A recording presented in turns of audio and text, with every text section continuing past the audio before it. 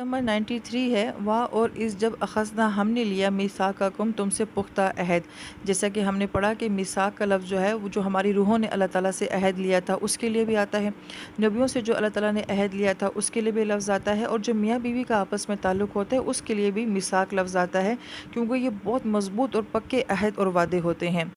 भी फरमाए खुज़ू पकड़ो माँ जो कुछ भी आतैनाकुम हमने तुम्हें दिया है बिकुव्वतिन कुव्वत के साथ, वस्मऊ और सुनो। अब यहाँ पे तौरात की बात की जा रही है, मगर गौर तलब बात यह है कि तौरात तो उनको लिखी लिखाई मिल गई थी, तख्तियों की सूरत में मिल गई थी। हमारा कुरान तो वक्फ़तन नाजिल हुआ है। जिब्राइल अमीन नबी अलैहिस्सलाम को सुनाते थे, नबी अलैहिस्सलाम आगे सहाबा किराम को सुनाते थे, लेकिन ये किताब तो लिखी हुई उनके पास थी, तो इनको क्यों कहा जा रहा है सुनो? इनको तो ये कहना चाहिए था कि पढ़ो, तुम्हारे पास किताब की शक्ल में है, इस तौरात को पढ़ो। लेकिन मुफस्सिर किराम फरमाते हैं इसलिए कि दरअसल में इल्हामी किताबों का ताल्लुक जो होता है वो सुनने और सुनाने के साथ होता है। ये कलाम जो होता है ये सुनने से बहुत असर करता है, और इसका मतलब है कि ये लोग सुनने में अच्छे नहीं थे, तभी उनको फोर्सली कहा जा रहा है कि सुनो। कालू तो उन्होंने कहा समेना, हमने सुना, व असैना, और हमने नाफरमानी कर दी। अब यहाँ पे उनकी कैसे जुर्रत हो सकती है कि वो बराह रास्त अल्लाह ताला को ये बात कहते हैं कि हम सुनते हैं और हम मानते कोई नहीं है? तो दरअसल में ये उनके अंदर की कैफियत को बयान किया जा रहा है कि वो ये कहते थे कि हमने सुना तो है मगर हमसे अमल कोई नहीं होता, ये अहकाम बहुत मुश्किल हैं, इन बातों के ऊपर कौन अमल करेगा? क्या ये हमारा रवैया नहीं है? हम ये मानते हैं कुरान बहुत अच्छी और ख़ूबसूरत किताब है, मगर साथ साथ हम ये भी कहते हैं कि अमल करना बहुत मुश्किल है, हमारे से नहीं होगा।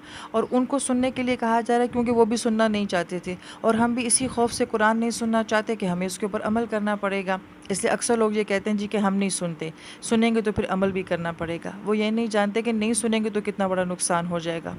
वो उशरबू फ़ी कुलूबिहिम, और डाल दी गई उनके दिलों में अल इजला बछड़े की मोहब्बत। अब यहाँ पे उशरबू का लफ्ज़ आए जो कि शरीबा से पीने के मानों में आता है, तो क्या दिल पीते हैं? तो मुफस्सिर किराम ये फरमाते हैं कि जब कोई इंसान किसी चीज़ के बारे में बहुत ज़्यादा इमोशनल और जज्बाती हो जाता है तो वहाँ पे इस किस्म के अल्फाज इस्तेमाल किए जाते हैं।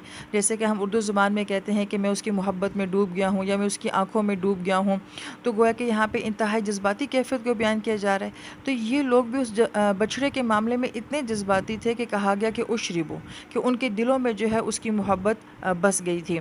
और फिर उशरिबू का लफ्ज़ शरीबा से, और इसी से लफ्ज़ शराब भी आता है। तो एक जिसे कहते हैं ज़िमनन माना, जो एक बड़ा खूबसूरत हमें तासुर देता है कि शराब पी के भी इंसान बेवकूफ़ाना किस्म की हरकतें करता है। और ये भी कुछ इसी किस्म की नशे वाली मोहब्बत थी कि उन्होंने एक बछड़े को ही अपना माबूद बना लिया। फिर अल इजला कहा गया, इजल लफ्ज़ जैसे कि हम उर्दू ज़ुबान में उजलत बोलते हैं, इसी से आजिला लफ्ज़ कुरान पाक में भी आया है कि जल्दबाज होना, और कहा गया कि इंसान बहुत जल्दबाज है।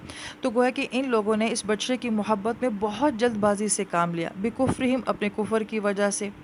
कुल ए नबी सल्लल्लाहु अलैहि वसल्लम फरमा दीजिए बिसमा, बहुत बुरा है, या मुरुकुम, जो हुक्म देता है भी इसका ईमानुकुम, तुम्हारा ईमान, इन कुन तुम मोमिनीन, अगर तुम वाकई ही ईमान वाले हो। लिहाजा ये लोग तो कहते थे कि हम ईमान वाले हैं, मगर आयत मार्का में गौर तलब बात यह है कि क्या ईमान हुक्म देता है? ईमान कैसे हुक्म दे सकता है? ये असल में खूबसूरत अंदाज़ है अल्लाह ताला के बात फरमाने का, कि ये ईमान जो होता है हमारे अंदर एक ऐसी ताकत है, एक ऐसी पावर है जो हमसे बहुत कुछ करवा लेती है। हदीस मार्का में कहा गया कि नमाज बेहयाई से रोकती है। अब वहाँ पे सवाल होता है कि नमाज कैसे रोकती है? क्या वो बोल के रोकती है? तो एक्चुअली ये चीज़ें ऐसी रूहानी ताकत रखती हैं जो हमें किसी काम पे करने से रोक देती हैं। और यहाँ पे उनके ईमान के ऊपर तंज़ हो रहा है कि तुम्हारा कैसा ईमान है जो तुम्हें ऐसे काम करने के लिए कहता है। लिहाजा हम भी ये बात कहते हैं कि हम ईमान वाले हैं, तो फिर ये हमारा कैसा ईमान है जो हमसे ये सारा कुछ करवा रहा है, जो ज़िंदगियाँ हम गुजार रहे हैं और जो गुनाह हम कर रहे हैं, ये कैसा ईमान है?